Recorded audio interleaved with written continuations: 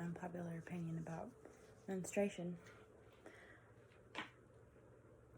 Periods are bad because your body, once a month, for you, in service to you, removes toxins by way of blood if you're a female.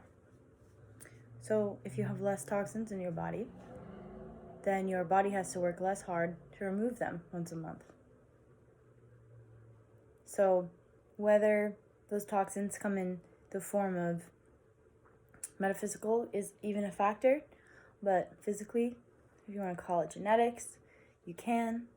Whatever your symptoms are that take you to the space in which your monthly periods bring you insufferable pain, my heart goes out to you for sure, but have hope, because there's so much we can do to minimize the toxins in our bodies.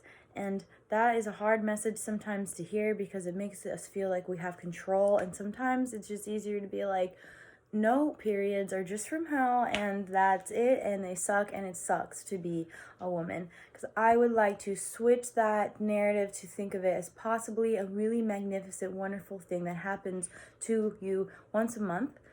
So does all your sisters for all of time.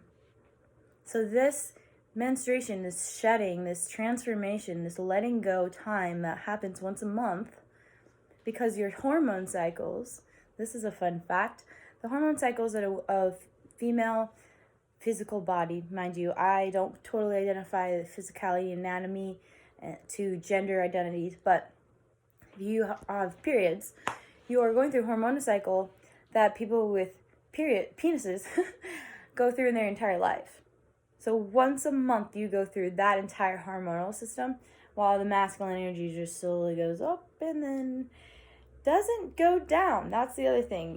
Consider it a plateau when you get older. So we're also taught that, like, okay, you're sick, your periods suck, can't do anything about it, take this Midol. And if you're... I feel like I'm going to get in trouble for saying that. But if you... Anyways, we're taught to feel helpless when we get our periods. And then we're told about this myth, this rumor, this horrible thing that happens later in life called menopause. And in Ayurveda, there's not really a word that says like menopause. Like in the culture, even though I think, correct me if I'm wrong, but in India, per se, somewhere where it's rooted in, and also in like other queendoms where the period is like sacred because the woman is sacred.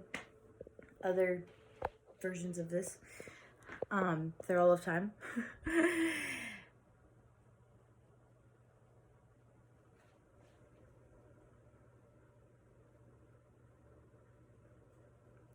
Don't consider aging as a decaying process that you're about to endure. And there's so much science and metaphysical science saying that our thoughts have a lot to do with what happens to us or the situations we get ourselves into.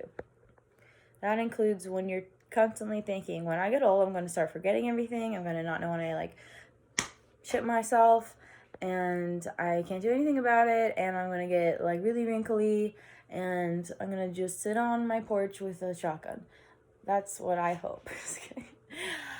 It's like the stories we're telling ourselves, because we've been told those stories, are really holding us back. And so I am just throwing this out there to the wind to say that a period is a beautiful, freaking connecting, deeply nurturing opportunity to cleanse, to sit.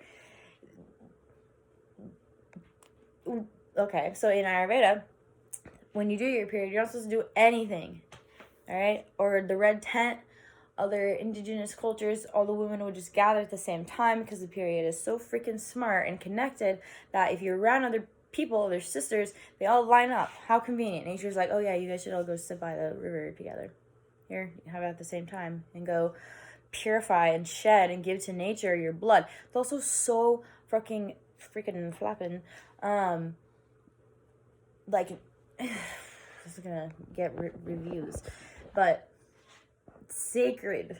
Hear me out. Sacred. Okay, so like your spit. Think about it. Without it, you couldn't eat food. It's so smart. All these little acids come and they're like, oh, eat your food. Okay, so your period, this shedding, although it is shedding waste, it's also like has like really nutritious things in it. And we just like put it in these bleach white tampons. And then we're like, ow, I don't want to have pain down there and cramps because I dry out a shedding supposed to come out of you. And well, there's bleach in me. And that's just normal. And I just think that's weird.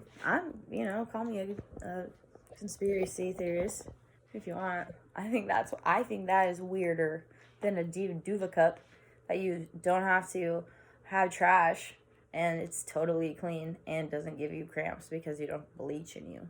And I've tried the organic ones. There's also just something to say about like having like it's a shedding. So like insertion, it's supposed to energetically not have, it's supposed to be relaxed, your yoni is supposed to chill out, and so you can't. And then obviously you have to sometimes, but like when in general, like if you just have nothing going on, just find a reusable rag. That's not weird. That should be normal. Alright, so that's what I have to say about that right now, I guess.